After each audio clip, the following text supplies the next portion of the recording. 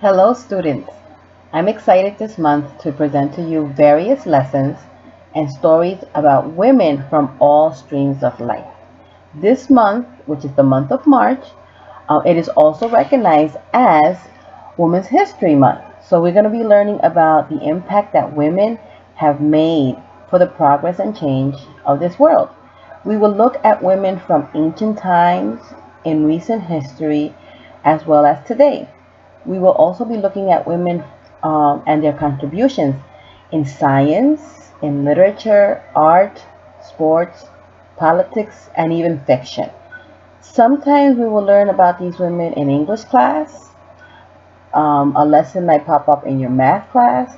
So pay attention because you will never know what subject we will study about a wonderful woman and her investment to our world. Today we will start with a combination of history and literature through the means of art. We will start the celebration of Women's History Month with a woman named Judith.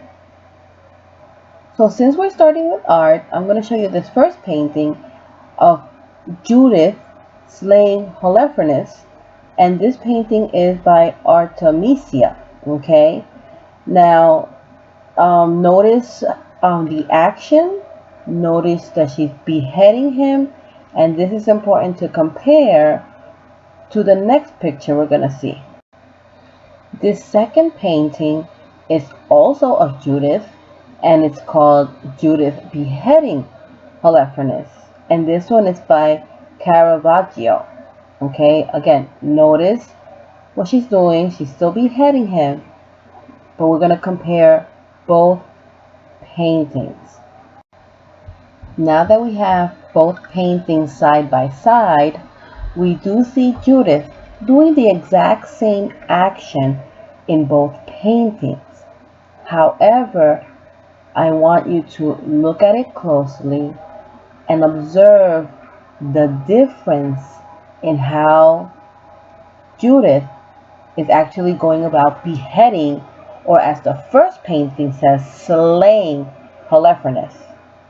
If you notice in the first picture, it's a lot more violent, a lot more stronger, and there's no fear in her face. In the second one, she's kind of very dainty about it and almost afraid, almost scared of doing it, and maybe even feeling a little bit sorry. Now, one of the paintings was done by a female, and the other painting was done by a male. The first painting was painted by a female painter, and obviously the second one means that it was done by the male. So in the portrayal of this story of Judith, we can see that the female painter actually placed in all the violence that it actually takes to slay a person, as opposed to a male who concentrated more on the daintiness and the beauty of Judith. So this is the story of Judith in a nutshell, okay? Holofernes was an Assyrian general, okay? And you'll hear that again next month when we talk about underdogs being the hero, okay? And one of the underdogs we're going to talk about is King David, okay? But that's the unit lesson for next month. But you're going to hear certain names in this story that are definitely going to be in the stories for next month. So he was an Assyrian general, and he was evil. He was just bad, and he was just a nasty, nasty dude, like a typical villain in any of the comics that some of you might read. And he had a job. He was assigned by the king to destroy the hometown where Judith lived. So obviously she didn't want her hometown to be destroyed. So Judith, who is she? She's beautiful. She's beautiful. She's very charming. She was in some of the books that describe her very voluptuous, right? And she charms and befriends Holofernes. she uses her beauty. Okay, we're going to talk about another female character within our celebration of Women's History Month, which is Esther. Okay, and some other women too that I'm going to list at the end of the lesson, so that way you can kind of keep in mind some of the names that we're going to throw out there. Okay, so she kind of was allowed or permitted to go into Holofernes' tent. Again, she was beautiful, so he was not going to say no, right? You guys, when you guys see a beautiful girl, you need to look at her, right? So he really, really desired her. So whatever she asked at the moment, guess what? He did it, right? Um, and he ends up getting drunk, okay, and he passes out, okay. And then as soon as he passes out, she chops off his head and carries away in a basket, okay. And she does that to prove to her neighbors that the problem was taken care of. Boom, and that's it. So this is Judith. So we're going to look at the painting again so we can compare a little bit of the synopsis of the story. And you're going to be assigned to read the story at home. If you don't have a Bible, come to me and I have a copy of the story of the handout so you can go ahead and take it home. But for now, let's take a moment, okay? And let's look at the paintings again. So here we have the paintings side by side, and we're gonna look at the first one. That's the one with the yellow dress. This is the one that has the title Judith Slaying Holofernes. So even in the title, there's a difference because the second one that we're gonna look at in a second, or refer to, says beheading. Okay, the word slaying is such a powerful word. Okay, and we see her milky white skin, we do see her curves, but we also see her looking straight in his eyes and in his face. We do see that. We see even a little bit of the yellow of her dress. It looks like she has her knee pinching down his chest. So she means business. She's not scared. She's bold. And basically she's saying, you are not going to destroy my town. And again, this was done by Artemisia, who was a female artist of that time. As we look at the second picture, which is done by a male, okay, Judith beheading Holofernes, we do see the milky white skin and we see how pretty she is, yet she feels disgusted. She doesn't even want to do that. She's not looking at his face, okay. The maid next to her, as opposed to the other maid, is not even participating in the slaying, okay. When you read the story, you're going to realize that the maid was there to help her out, okay. So Caravaggio, he paints a totally different picture of this female hero named Judith. Now the story of Judith, for me, is a great way to start celebrating the month of women, Women's History Month. And one of the things that I can say is that her gender, being a female, made her a natural example of the biblical paradox of strength in weakness. And she's also compared to David. I remember I mentioned David a few minutes ago. And when it comes to the beheading, okay, she beheaded Holofernes while David beheaded Goliath, okay. And again, remember those concepts for next month, because we are going to talk about the underdog defeating the villain, okay, or defeating the obvious winner. We're going to look at some clips of modern day films that talk about that as well. Okay, so her story is paralleled with David. And I also mentioned that some of the names in Judith's story are found in the stories with Daniel, and he's going to be an underdog, that we're going to talk about as well. So just some of the main characters. There's a lot of characters in the book of Judith, but the main players, okay, we have Judith. She's the heroine of the book. She's the woman of valor for today in our discussion. And she was a widow. as we mentioned. Okay, she used her charm to become intimate friends with Holofernes. Okay, get close to your friends, they get closer to the enemy, right? And she was able to obtain her goal, which was to defeat Holofernes, okay, because he was assigned to destroy her town, okay. And Holofernes, that's the villain of the book, okay.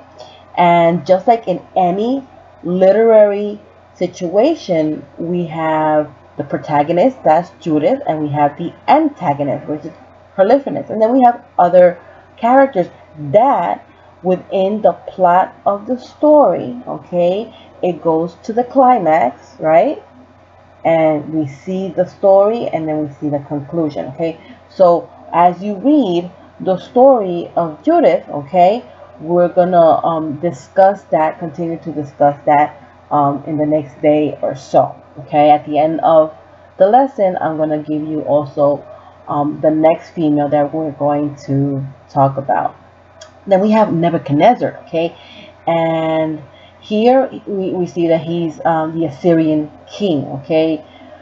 He's so proud that he wants to affirm his strength and his quote unquote divine power, right?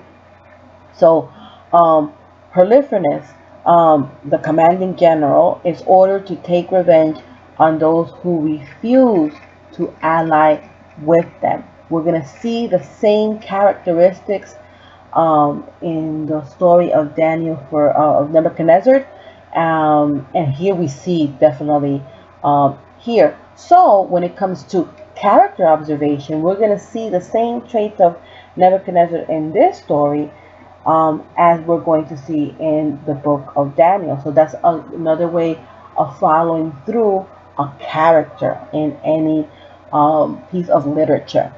Then we have Bogas, a Persian name denoting an official of Holofernes. Okay, so this is one of his workers, one of his soldiers. Okay, and he's one of the first ones to discover it.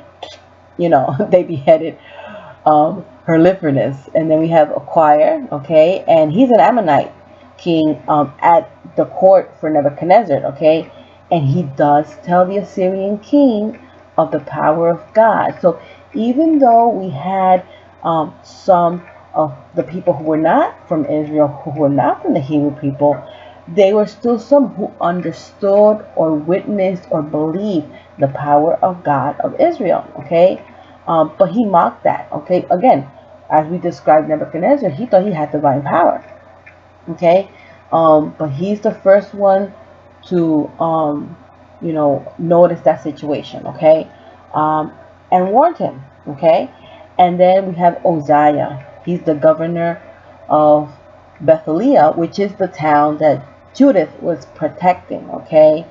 And those are the main characters of the story. And definitely I wanted to bring your attention back to the physical attributes of Judith, okay? I want to show you some pictures of modern day women that might give you a better idea of what Holofernes was so crazy about, okay? And how in her beauty and her gentleness, God was able to use that. And yes, men and women are different, but as we see the stories within the Bible stories and the Jewish stories, we're going to see that God used both men and women to be heroes of their nation using their own personal attributes. And that's a note to all of you individually. Doesn't matter what kind of talent you have, what kind of ability, you're definitely going to be able to hone in those things to be able to use it in the future, whether it's in a career, whether it's for your family, whether it's to help out in a certain situation or volunteer in a certain program. You definitely have an ability, and if you haven't discovered it yet, there's still time. You're only in middle school, and you'll soon be going to high school, okay, being that you're in the 8th grade, and you still have time to discover all the beautiful and wonderful attributes that each of you have. So let's look at some of the pictures, some of the slides of some pictures, so you can have a better idea of who this Judith was. Okay, we kind of know her personality, so let's give you an idea, and I'm going to share with you some of my ideas of what I think she might have looked like. Judith was so beautiful that she could have been Miss Universe, and here we have Miss Universe from 2015. However, I think she looked a little bit more like this. And just in case you don't know who she is, I have another picture, which is Xena, the warrior princess. And I think she fits a little bit more of her attitude. But if you don't know her, then we have the Black Widow from the Avengers. And she definitely had her attitude. So that is what I think that Judith looks like. More like Xena, warrior princess, or the Black Widow. Very beautiful and very powerful. We're going to recap and finish off Judith tomorrow. And we're going to start right off with the next woman of valor. Okay, celebrating Women's History Month, which is Artemisia, which is the artist who painted Judith slaying Holofernes. Okay, make sure you read your stories by tomorrow so we can kind of recap. And for extra credit, bring in a picture of what you think Judith looks like based on what you've read and we discussed in class. We didn't have time to go over the list that I promised in the beginning of all the other women we're going to talk about, but I promise you first thing tomorrow in this class, we will go over that list first. Okay? Have a good day. Make sure you do your homework, and I'll see you next time. Bye.